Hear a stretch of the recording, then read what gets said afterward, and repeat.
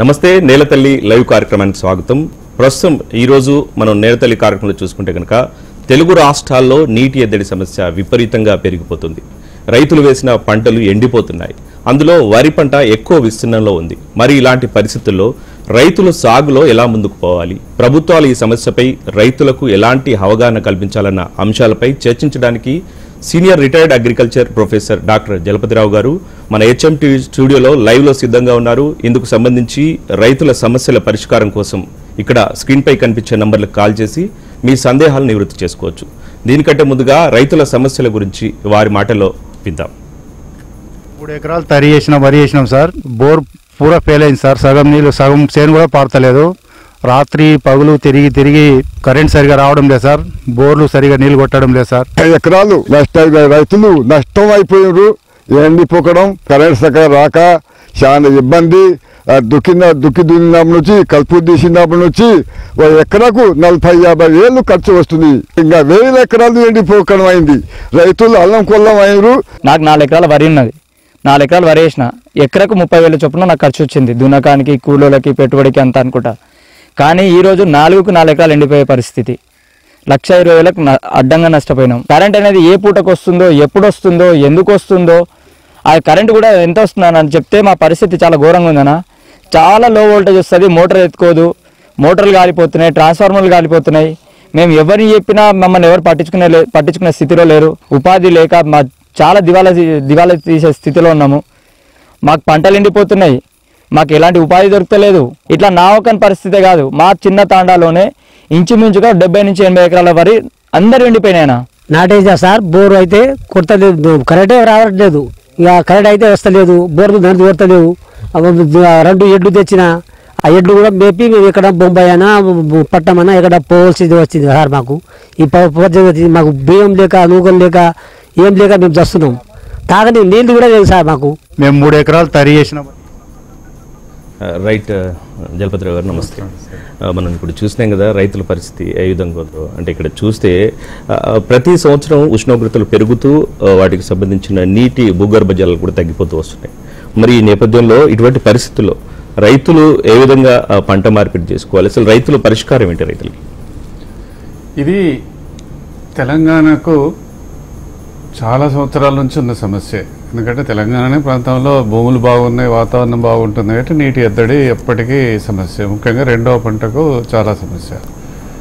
విచిత్రం ఏంటంటే ఇటు విశ్వవిద్యాలయాలు కానీ, వ్యవసాయ శాఖ కానీ, లేకుంటే ప్రభుత్వాలు కలిసి ఈ సమస్యకు పరిష్కారం చూపెట్టలేకపోతున్నాయి. దానికి తోడు ఇది విమర్శ అనుకోవద్దు, ప్రభుత్వాలు కూడా కేవలం రాజకీయ లబ్ధి కొరకు రైతులను ఇప్పుడు చెప్పండి, వాళ్ళకంత పంట ఎండిపోయింది కదా, మేము సన్నదానికి ఇస్తాము, ఇది ఇస్తామని చెప్పేసి అనవసరంగా 2వ పంటలో వరి సాధ్యాన్ని పెంచినారు, విస్తీర్ణం పెరిగినారు. పాత ప్రభుత్వం అలాగే చేసింది తప్పు. అప్పుడు మాలాంటి శాస్త్రవేత్తలు ఇది సరైన పద్ధతి కాదు, తెలంగాణకు ఇంత మొత్తంలో వరి విస్తీర్ణం పెంచడానికి అవకాశం లేదు, ఇది ఒకసారి వరికి సేద్యానికి చదువు చేసిన తర్వాత రైతు ఇక మళ్ళీ వేరే పంట సాగుకు అవకాశాలు తగ్గిపోతాయి.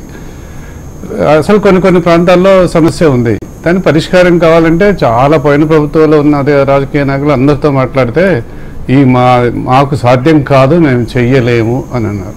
ఏమిటంటే రాజకీయంగా వాళ్ళకు ఉన్నటువంటి సమస్య.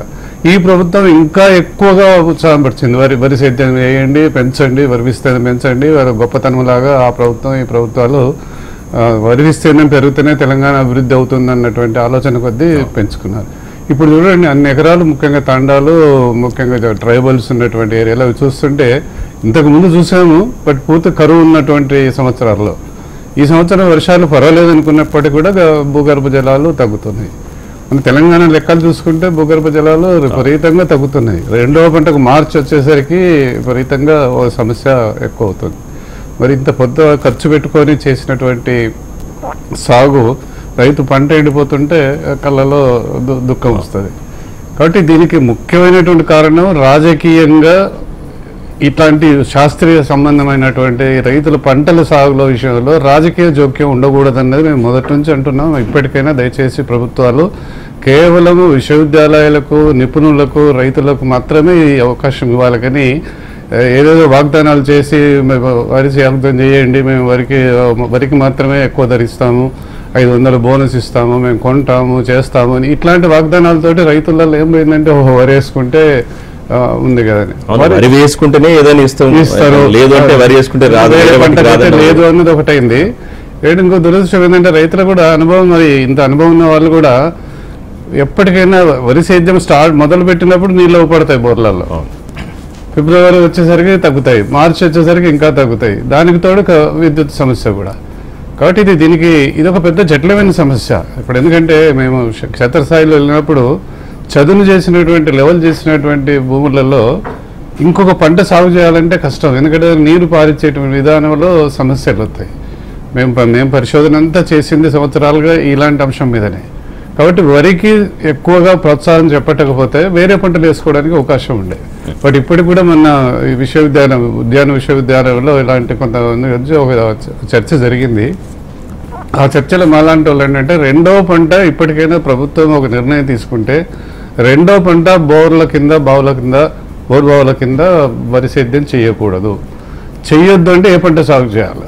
రైతులకు కొన్ని సమస్యలు ఉన్నాయి, ముఖ్యంగా కోతులు కావచ్చు, పందులు కావచ్చు, నానా రకాల అడవిపోయే జంతువుల యొక్క సమస్యతో ఒకటి. కొన్ని ప్రాంతాలలో చౌడు ఉన్నది. తర్వాత బాగా మొన్నటి వరకేమో నీళ్ళు వచ్చినాయో కాళేశ్వరం నీళ్ళు వచ్చినాయని ఒకరు, కాళేశ్వరం నీళ్లు లేవని వీళ్ళు, ఈ విధంగా చేసి రైతును మధ్యలో వదిలేసినట్టు రాజకీయంగా వాడుకుంటాను తప్ప రాజకీయంగా వాడుకుంటే ఇప్పుడు సమస్య చూశారు కదా బహుశా రాజకీయ నాయకులు దయచేసి చూడండి ఈ సమస్య ఏమైంది. కాళేశ్వరం నీళ్ళు వచ్చినాయి, 1 కోటి ఎకరాలకు 2 కోట్లకు విపరీతంగా నీళ్లు అందుతాయి, మేము నీరు ఇస్తాం, తెలంగాణ సస్యశ్యామలం అయిపోయింది, రాష్ట్రంలోనే తెలంగాణ వరి ఉత్పత్తిలో బ్రహ్మాండం అని చెప్పుకున్నారు కదా. మరి ఇప్పుడు ఎండిపోయిన వరికి ఏం చూపెడతారు? దీనికంటే ముందుగా ఈ హన్మకొండ నుంచి బుచ్చిరెడ్డి గారు ఉన్నారు. బుచ్చిరెడ్డి గారు చెప్పండి, మీ సమస్య ఏంటో చెప్పండి సార్. నమస్కారం సార్, తిరుపతి రావు గారు. నమస్కారం అండి. నమస్కారం అండి, చెప్పండి రెడ్డి గారు. సార్ సార్ నమస్కారం. నమస్కారం. చాలా సార్ మీతో మాట్లాడగా నిన్ననే వచ్చిన వరంగల్ ఏఆర్ఎస్ ఉన్నప్పుడు మిమ్మల్ని చాలా మాట్లాడినా సార్, మీతో చాలా అట్లా ఇచ్చే సార్. చాలా రోజుల తర్వాత నిన్న జిల్లాకు వచ్చినాను. జిల్లాలో కొంతమంది రైతులతో మాట్లాడాం, మీటింగ్ పెట్టి. సార్ నేను వస్తాను, మాకు ఇంటర్వ్యూ చేస్తే కంపల్సరీ చెప్పండి బుచ్చిరెడ్డి, మీ అనుభవం చెప్పండి సార్. ఇప్పుడు మీరు వర్షాకాలం వరేసిన తర్వాత ఏంటంటే మళ్ళా యాటింగ్ పని చేసి 0 టీనేజ్ మొక్కజొన్న ఏమన్నాడు సార్. అప్పుడు ఒక 3-4 ఇయర్స్ బాగానే పనిచేది సార్. 0 టీనేజ్ కూడా చాలా బాగా వచ్చింది. ఇప్పుడు తర్వాత అది కూడా కొంచెం వైరస్ వచ్చి అది కూడా బంద్ చేస్తారు. ఇప్పుడు దానికి వేరే మనకి రాగడి సార్, రాగడి నల్లరేగడి కానీ మినివేస్తారు సార్. మినివేస్తే కూడా మొలిచేది కానీ బాగా దిగుబడి అడుగుతారు. అది ఏమన్నా ప్రత్యామ్నాయంగా ఏదైనా పంటలు బుచ్చిరెడ్డి గారు మినుము ఏ టైంలో వేసినారు? దున్నినారా ఊరికే చల్లినారు? అట్లాగే మేము సార్ వరి కలిసి మీ ఒకసారి దాని ఏంటంటే ఇప్పుడు వరి హార్వెస్ట్ చేసాం కదా సార్. హార్వెస్ట్ చేసిన అందరూ బాగుండే అనుకుంటుంది. అప్పుడు మన వరి మనసూత్రం కోసినప్పుడు చల్లితే మంచిగా వచ్చేది సార్. అది ఇప్పుడు ఈ హార్వెస్ట్ కోసినాక కొంచెం బాగా ఎండినాక చేస్తే బాగా లేక మేము దాన్ని వరి కట్టెలు కట్టించిన తర్వాత నీళ్లు పెట్టి చల్లినాం సార్. అది బాగానే మొలిచింది కానీ దానికి పల్లాకు తెగులు వచ్చి అది మొత్తం కొంచెం ఘోరం, అది వైరస్ వచ్చి చేయిస్తారు. మన వరంగల్ అల్లే చేసుకున్నారు సార్. ఇప్పుడు మీ అనుభవంలో ఏం చేస్తే బాగుంటది? మరి వరి అసలు కంప్లీట్ గా యాజింగ్ పనిచేస్తేనే బాగుంటుంది సార్. అది వెరీ గుడ్. దానికి మీరు అన్నట్టుగా దానికి ప్రత్యేకంగా ఏ పంట వేయాలి, ఏ పద్ధతిలో వేయాలనేది చెప్పవలసిన బాధ్యత విశ్వవిద్యాలయం. ఒక ఎకరం పెట్టిన సార్, కొంత బెండ చేసిన, కొంత కూరగాయలు వేసాను సార్. అది మరి మా భూమి మేము ఆల్రెడీగా సైన్స్ చేసి చేయించినాం కానీ ఈ చక్కగా మన ఏది చక్కగా ఈల్డింగ్ మన పెరుగుతుంది అనుకున్నంత రావట్లేదు. ఇదే తెలంగాణలో బుచ్చిరెడ్డి గారు, ఇదే తెలంగాణలో ఉన్న సమస్య ఏంటంటే నవంబర్లో వరి కోతలు అవుతాయి. రెండవ పంట వేయాలన్నప్పుడు డిసెంబర్లో చలి ఉంటుంది ఎక్కువ. చలి ఉన్న పీరియడ్లో ఇట్లా చెప్పినట్టు బుచ్చిరెడ్డి గారు చెప్పినట్టుగా మినుము కానీ అపరాలు కానీ ఇప్పుడు ఆంధ్రప్రదేశ్లో వేసినట్టుగా వెదజల్లటం అనేది తెలంగాణలో అవకాశం తక్కువ. ఎందుకంటే భూములు అంతగా గొండ్రుమట్టి ఉన్నటువంటి భూములు కావు. తర్వాత డిసెంబర్లో చలికి అపరాలు ముఖ్యంగా మినుము కానీ పెసరు కానీ సరిగా పెరగవు. మేము ఉన్నప్పుడు పరిశోధన చేసి దీని ప్రత్యామ్నాయం ఏంటంటే నేను ముఖ్యంగా ఈ దున్నకుంటనే మొక్కజొన్న సాగు చేయాలని. వరి సాగు చేసిన తర్వాత రెండో పంట దున్నాలంటే సమయం పడుతుంది, బాగా పెడ్డలు వేస్తాయి, మళ్ళీ దాన్ని చదును చేయటం. రెండోది ఏంటంటే భూములు లెవెల్ అయిపోయిన తర్వాత నీరు కట్టేయడం బాగా సమస్య అవుతుంది. నీరు కట్టినప్పుడు మళ్ళీ నీరు నిల్వ ఉన్నట్టయితే ఆరుతడి పంట కాబట్టి సమస్య అవుతుంది. సో దానికి దున్నకుంటేనే మొక్కజొన్న సాగు చేసే పద్ధతి 2-3 సంవత్సరాలు బాగా క్షేత్ర సాగులో పనిచేయడం జరిగింది. కానీ దానికి ప్రోత్సాహం కానీ దానికి ఉన్న సమస్యలకు పరిష్కారంగా అనుకోవాలి.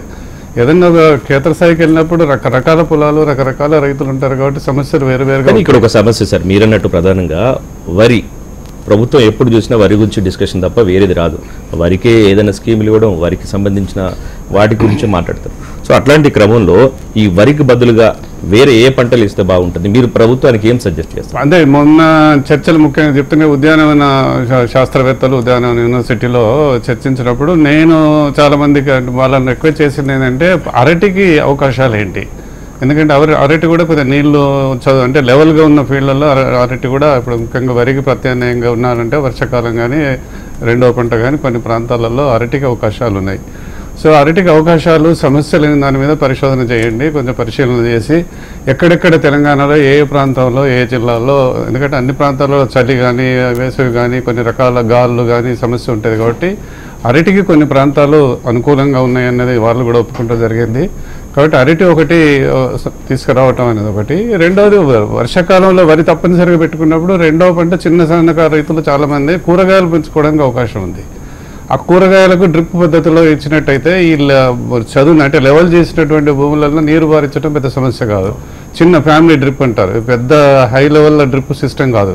చిన్న డ్రిప్ పౌటుకు పెట్టుకున్నట్టయితే తక్కువ ఖర్చుతోటి ఇది అవుతుంది. అదృష్టం ఏంటంటే ఈ డ్రిప్ ముఖ్యంగా ఇంతకుముందు అనుకున్నట్టుగా డ్రిప్ పద్ధతుల్లో ఇవ్వాలని కేవలం కేంద్ర ప్రభుత్వం సబ్సిడీ కింద ఉండేది. అది కొన్ని సంవత్సరాల వరకు ఎవరు దాన్ని ప్రోత్సాహం ఇవ్వలేదు, అది కనుమరుగైంది. మరి మొన్న బడ్జెట్లో తెలంగాణ ప్రభుత్వం ఏదైతే పెట్టింది, మరి దీన్ని దయచేసి ప్రభుత్వం కేవలం నిధులు కానీ అంటే అంశాన్ని ప్రకటించడం కాకుండా దీన్ని క్షేత్రస్థాయిలో డ్రిప్ పద్ధతిని బాగా పాపులరైజ్ చేసినట్టయితే రెండవ పంట వరికి బదులుగా ఇంకా వేరే పంటలు సాగు చేయడానికి అవకాశం. సార్ ఇంకొక రైతు లైన్లో ఉన్నారు, రాజయ్య గారు జగిత్యాల నుంచి. రాజయ్య గారు చెప్పండి, మీ సమస్య ఏంటో చెప్పండి. సార్ మీకు జలపతిరావు గారికి వందనములు. అయితే సార్ వరి రైతులు ఏంటంటే ఇట్లా ఉత్తాలే, నీళ్లు వాడాలి, ముందే ఉండాలి, తీసుకుపోయి 5 ఎత్తున అమ్మాలి. ఇది తప్ప ఇప్పుడు సార్ చేశారు కూరగాయల చెట్లు పెట్టాలంటే బాగా ఎంత అంటే కోతలతోటి విపరీతమైన బాధలు సార్. ప్లీజ్ అది ప్రభుత్వాలు కలుసుకుంటేనే కోతులను స్పెషల్ జోన్ ఏర్పాటు చేస్తారా ఏమో చేస్తారో కానీ కోతుల వలన పిల్లల నుంచి మొదలుకొని అందరికీ డేంజర్ ఉంది సార్. కాబట్టి ప్రభుత్వ పరంగా మీరు చెప్తారు, నేను కూడా ఒక 30-35 ఏళ్ళ నుంచి వ్యవసాయం చేస్తున్నా, కానీ ఈ కోతులు ఇప్పటి నుంచి బాగా డేంజర్ చేస్తున్నాయి సార్. కోతులకు ఏమన్నా మీరు ప్రత్యేక మార్గాలు చూస్తారని ప్రార్థిస్తూ అడుగుతున్నాను. రాజయ్య గారు, ఇది కూడా జటిలమైన సమస్యనే. మనకు సమస్యకి ఇంకొక సమస్య పరిష్కారం అనుకుంటే అది కూడా ఇంకొక సమస్యను తెచ్చిపెడుతున్నది. ఇది కోతులు ఇప్పటి నుంచి కాదు, దాదాపు 20-25 ఏళ్ళ నుంచి అది రోజు రోజుకి ఎక్కువ అవుతున్న సమస్య. సో వరి ఎందుకు వేస్తున్నారంటే ప్రతి రైతు చెప్తున్నటువంటి ముఖ్యమైన అంటే రైతుకు ఎదుర్కొంటున్నటువంటి ముఖ్యమైన సమస్య కోతులు. కానీ రాజయ్య గారు, ఇప్పుడు కోతులు పెద్దగా నష్టపరిచినటువంటి పంటలు కూడా ఉన్నాయి కొన్ని. సో వాటిని తీసుకురావటం ఒకటైతే, ఎక్కువ విస్తీర్ణంలో ఒక పంట సాగు చేసినప్పుడు కోతల బెడద అంతగా అంటే నష్టం ప్రతి రైతుకు ఉండదు. ఎవరో ఒకరిద్దరు మాత్రమే చేసినట్టయితే వాటి కోతల దాడి ఎక్కువ ఉంటుంది. కాబట్టి ఇది ఒక ఊర్లో కానీ ఒక ప్రాంతంలో కానీ ఒక పంటను ఎక్కువ విస్తీర్ణంలో సాగు చేసినప్పుడు కొద్దిగా నష్టం తగ్గుతుంది అన్నటువంటిది మన అంచనా. కానీ కోతులను నిర్మూలించటము అనేది లేదు, దానికి ఏదో కొన్ని ప్రత్యామ్నాయమైనటువంటి ప్రణాళిక ప్రకారం వెళ్ళడానికి అవకాశం ఉంది. కానీ అది క్షేత్రస్థాయికి వెళ్తే ఎంతవరకు సఫలీకృతం ఉందన్నది కొద్దిగా అనుమానమే.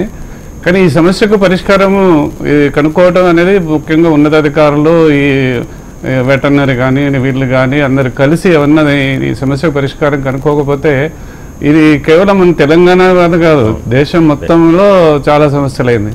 ఎందుకంటే అడవిని మనము వాటికి ఉంచలేదు కాబట్టి అడవి వదిలేసి మన ఇళ్లలోకి వస్తున్నాయి. కాబట్టి మరి ఈ సమస్యకు మీరు చెప్పిన సమస్య పోతే రాష్ట్ర స్థాయిలో ఉన్నటువంటి అధికారులు ప్రభుత్వ వాళ్ళ దృష్టిలో కూడా ఉంది. చూద్దాం మరి ఏదన్నా పరిష్కారం అవుతుందో. కాబట్టి మనం అనుకున్నట్టయితే కోతులతోటి ఎక్కువ నష్టం రానటువంటి కొన్ని పంటలను గుర్తించి వాటి వల్ల ముందుకెళ్ళినట్టయితే తప్పనిసరిగా ఉంటుంది. ఇంకోటి రెండోది విస్తీర్ణంలో ఒక ప్రాంతంలో ఎక్కువ ఉన్నట్టయితే కొంచెం ఒక్క రైతుకు అంతగా పెద్దగా నష్టం ఉండదు అన్నది ఆలోచన. సార్, ఇప్పుడు మనం వరి గురించి మాట్లాడుకున్నట్టు వరికి బదులుగా వేరే ఆరుతడి పంటలు కానీ లేకపోతే ఉద్యాన పంటలు చాలా ఉన్నాయి. సో వాటిని ఎందుకు గవర్నమెంట్ సజెస్ట్ చేయట్లేదు? అంటే గవర్నమెంట్ దానికి సంబంధించిన ఒక రైతులకు శిక్షణ ఇవ్వడమో లేకపోతే అవగాహన ఏర్పాటు చేయడమో ఊరుట ఎందుకు జరగట్లేదండి? ఇప్పుడు రాజయ్య గారు కానీ ఆయన మామూలుగా మాట్లాడినటువంటి దాంట్లో తెల్ల నువ్వు ఒక చాలా ప్రధానమైనటువంటి పంట, మంచి రేట్ ఉంది, మార్కెట్లో ఉంది, విదేశాలకు ఎక్కువ డిమాండ్ ఉంది. తెల్ల నువ్వు పెద్దగా కోతల నుంచి పెద్దగా నష్టపరిచేటువంటి కాదు. తెల్ల నువ్వు సాగు చేయొచ్చు, అది సంక్రాంతికి వేసుకునే పంట. అంటే తెలంగాణలో డిసెంబర్లో చలి కూడా తగ్గిపోతుంది కాబట్టి చలి తగ్గిపోయిన తర్వాత సాగు చేయడానికి అవకాశం ఉంది. ఈ వరి కోసిన తర్వాత ఈ నువ్వు వేసేలో కొంత సరైన అంటే అనుకూలంత సమయం ఉంటుంది కాబట్టి అది వేసుకోవటం. ఒకవేళ డ్రిప్ పద్ధతిలో కానీ దాన్ని సాగు చేసినట్టయితే దానికి తిరుగులేనటువంటి పంట కాబట్టి అదొక ముఖ్యమైన పంట ఒకటి ఉంది. మొక్కజొన్న కూడా కోతల సమస్య ఉంది. మొక్కజొన్న కొద్దిగా విస్తీర్ణం ఎక్కువ ఉన్నట్టయితే పెద్ద సమస్య కాదు. ఇప్పటికి కూడా మొక్కజొన్న సాగు చేస్తున్నారు. సో మన జనవరిలో మొక్కజొన్న ఒకటి, వారు అన్నట్టుగా అపరాలు ముఖ్యంగా మినుము కానీ పెసర కానీ ఇదేమో కొంచెం కోతల నుంచి ఎక్కువ నష్టపోయేటువంటి పంట. అలాంటి కొన్ని పంటలు ఇంకా కొన్ని పంటలు బహుశా ఇప్పుడున్న విశ్వవిద్యాలయాల్లో ఉన్న వాళ్ళు కానీ హార్టికల్చర్ గారు కానీ కనుక్కుంటే ఒకటి కూరగాయలు ఒకటి అవకాశం ఉంది, అరటి ఒకటి అవకాశం ఉంది, తెల్ల నువ్వు చాలా ప్రధానంగా చాలా ప్రాంతంలో ఒకటి ఉంది. అంతటి ఈ కోతలతోటి చాలా సమస్య ఉన్నప్పటికీ ఇంకా ఇప్పటికీ జనవరిలో మినుము ఒకటి ఒక మంచి అవకాశం ఉన్న పంటే. అంటే ప్రతి సమస్యకు ఒక పంట పరిష్కారం కాకపోవచ్చు, కానీ కొన్ని ప్రాంతాల్లో ఆ సమస్య అంత జటిలంగా లేనప్పుడు ఈ పంటలు అవకాశం. మీరు అన్నట్టు ఇప్పుడు వరి వర్సెస్ నువ్వులు అనుకుందాం. ఇప్పుడు వరికి బదులుగా ఒకప్పుడు నువ్వులు సాగు చేసిండు, విస్తారంగా సాగు చేసిండే, ఇంట్లో దగ్గర లేకున్న పొలాలు దూరం కూడా సాగు చేసిండు. సో ఇప్పుడు మనం ఒకవేళ మార్కెట్లో చూస్తే ఒక నువ్వులకు సంబంధించిన నూనె కనుక తీసుకుంటే చాలా కాస్ట్ ఎక్కువ. సో అట్లాంటి కాస్ట్ ఉన్న పంటలు మన దగ్గర పండట్లే. వాటికి సంబంధించి ఆయా విభాగాలు కూడా ఉన్నాయి, అయినప్పటికీ దాని మీద అవేర్నెస్ లేదు రైతుకి. ఎందుకు అంటే పంట మీద అవకాశం ఆలోచన ఉంది, అవగాహన ఉంది, పంట సాగు అన్ని తెలుసు. ఏంటంటే వచ్చేసింది చదివి గారు లెవెల్గా అంటే వరి పొలం వర్షాకాలంలో వరి సాగు చేయడానికి భూమిని చదువు చేసిన తర్వాత ఈ పంట వేస్తే దీన్ని నీరు కట్టే పద్ధతులలో ఎక్కువ నీళ్లు మిగిలిపోతాయి. ఎందుకంటే ఒక మడి నుంచి ఇంకో మడికి నీళ్లు పోయే పద్ధతుల్లో ఉంది మన నీటి పారుదల వ్యవస్థ. ఒక మడి నుంచి ఇంకో మడికి పారాలి కాబట్టి ఈ మడిలో నీళ్లు పెడితే అది కింది మడికో పై మడికి పోయేసరికి ఈ పైన ఉన్నటువంటి పంటకి ఎక్కువసేపు నీరు నిల్వ ఉండటంతో పంట నష్టపోతుంది. కాబట్టి రైతులు కూడా కొంచెం ఈ పంట సాగు చేసేటప్పుడు నీరు పారించే పద్ధతి మడిమడికి సపరేట్గా కట్టుకోవటం, మీరు అన్నట్టు కొంచెం స్ప్రింక్లర్లు పెట్టుకోవడం, లేకపోతే డ్రిప్ పద్ధతుల్లో సాగు చేసుకున్నట్టయితే వస్తుంది. అంటే ఒక పెద్ద సమస్యకు పరిష్కారంలో అందరూ భాగస్వాములు కావాలి. ఇటు రైతు ఇష్టపడాలి, గవర్నమెంట్ కూడా దానికి సపోర్ట్ ప్రైస్ ఇవ్వటం, లేకుంటే సాగులో ఉన్న సమస్యలకు పరిష్కారంగా ఇటు డ్రిప్ పద్ధతులకు ఇవ్వటం.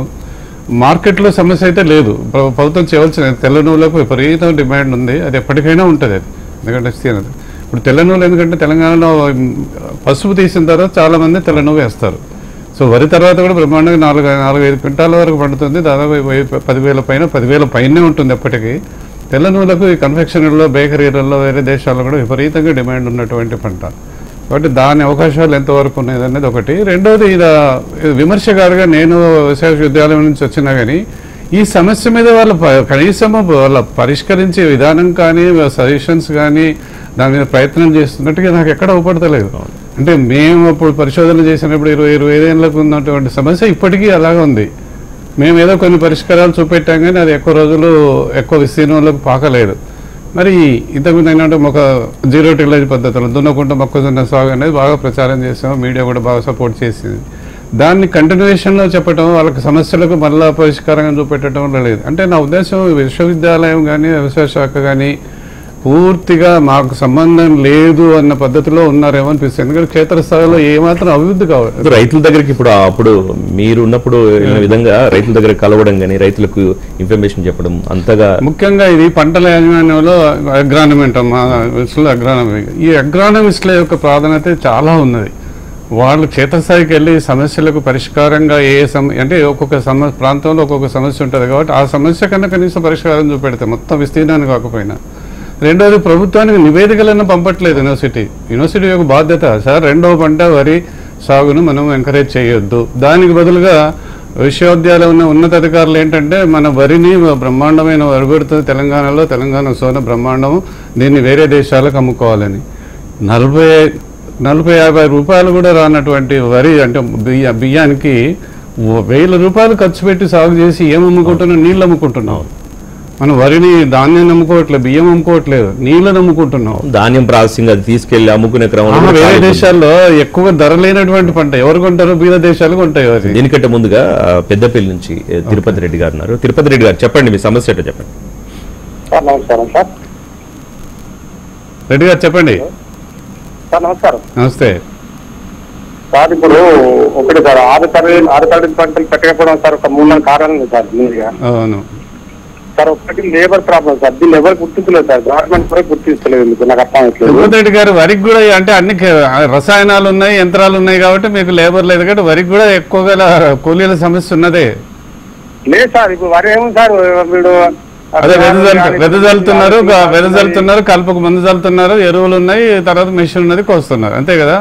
అవునండి సార్. ఇప్పుడు బాగా తక్కువ శ్రమతో కొడుకున్న పని సార్. వరే ఇప్పుడు పండించుడు బాగా తక్కువ శ్రమతో కొడుకున్న పని సార్ ఇది.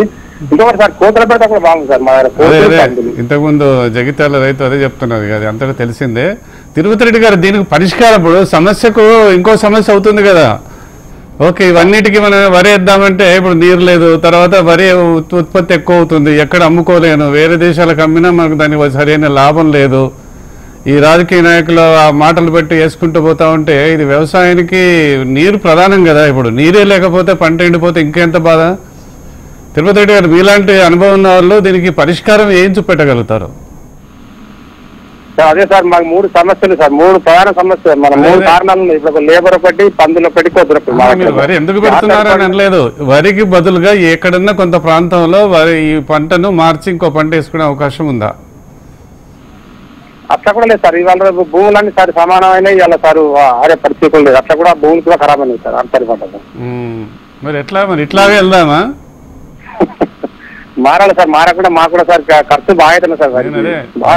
మీరు అన్నట్టుగా రైతు సమస్యలకు ఉన్నాయి. ఎందుకంటే క్షేత్రస్థాయిలో సమస్యలు ఎక్కువ రైతువి. చెప్పడం అంత సులభం కాదు చేయటము. కానీ ఏదో విధంగా అందరు కలిసి ఆలోచించాలి. అదే అనేది ఇటు రైతులు, ఇటు శాస్త్రవేత్తలు, విశ్వవిద్యాలయాలు, తర్వాత రాజకీయంగా కూడా కొన్ని నిర్ణయాలు, కొన్ని ప్రయత్నాలు చేయకపోతే ఈ సమస్య ఎక్కువ అవుతుంది. ఈ సమస్యలు ఇట్లాగనే వదిలేసుకుంటూ పోతే ముందు తరాలు మనం క్షమించవు. నీరు పెద్ద సమస్య తెలంగాణకు. సార్, మీరన్నట్టు ఇప్పుడు నీటి గురించి మాట్లాడుకుంటే, ఇప్పుడు నీటి వినియోగం విషయంలో లేకపోతే నీటిని దాచుకునే విషయంలో చాలా మార్గాలు ఉన్నాయి మామూలుగా. కానీ రైతులు ఆ విషయంలో కొంచెం అవగాహన లేకపోవడం, మొత్తానికైతే గుంటలు ఏర్పాటు చేసుకోవచ్చు, రకరకాలు, కానీ ఎక్కడ చేయట్లేదు. దాని గురించి గవర్నమెంట్ కూడా ఎక్కడ దాన్ని చెప్పే అంటే కేంద్ర ప్రభుత్వం నుంచి చాలా రోజుల నుంచి ముఖ్యంగా వాళ్ళు వర్షాధారంగా ఉన్న ప్రాంతాలలో నీటి గుంటలు అనేది, ఫామ్ పాండ్స్ ఈ విధంగా చేయటం అనేది మొదటి నుంచి సాగుతున్నదే. కానీ మీరు అన్నట్టుగా ప్రచారం చేయటం, దాంట్లో ఉన్న సమస్యలు ఏంటంటే, సతీష్ గారు దీనిలో నేను క్షేత్రస్థాయికి వెళ్ళినప్పుడు ఏముందంటే, 2-3 ఎకరాలు 2 ఎకరాలు ఉన్న రైతు ఆ 2 ఎకరాలలో కొన్ని గుంటలు వదిలేసి ఫామ్ పాండ్ తయారు చేసుకోవడం అనేది ఆలోచనకు కానీ మన ఆశకు కానీ కొద్దిగా దూరంగా ఉంటుంది. సరే, ఎక్కువ విస్తీర్ణం ఉన్న రైతేమో ఆయన పట్టించుకోవట్లేదు, క్షేత్రస్థాయికి వెళ్ళట్లేదు, పొలం ఎవరికో ఇచ్చుకోవచ్చు. ఇక్కడ 2 సమస్యలు అయినాయి. పెద్దోళ్ళేమో ఊర్లలోకి వెళ్ళట్లేదు, వ్యవసాయం చేయట్లేదు. చిన్నోళ్ళకి గమతాలకేమో ఈ ఫామ్ పాండ్ వాళ్ళకు అంత స్థలాన్ని కేటాయించి చేయడం అనేది అవకాశం లేదు. కానీ దీన్నే ప్రభుత్వం ఇప్పటికీ కూడా గుర్తించి మీరు అన్నట్టుగా కొన్ని ప్రాంతాలలో ఆ భూమిని తీసుకొని అక్కడ ఫామ్ పాండ్ ఖచ్చితంగా పెద్ద రైతైనా చిన్న రైతైనా ఆ విధంగా చేయటం అనేది, చేయకపోతే భూమిలో నీరు ఇంకకపోతే ఈ బోర్లలో నీళ్లు ఉండవు అన్నది అందరికీ తెలిసినది. అది కానీ ప్రయత్నాలు మాత్రం చాలా తక్కువ ఉంటున్నాయి. Right sir, thank you so much. ఈ రైతులకు సంబంధించి ఈ వరికి బదులుగా ఎలాంటి పంటలు సాగు చేసుకోవచ్చు, ఈ వేసవిలో ఎలాంటి పరిస్థితులు ఉన్న అంశాల గురించి మనం చర్చించుకుందాం. ఇది వాటి నేల తల్లి కార్యక్రమం. నమస్తే.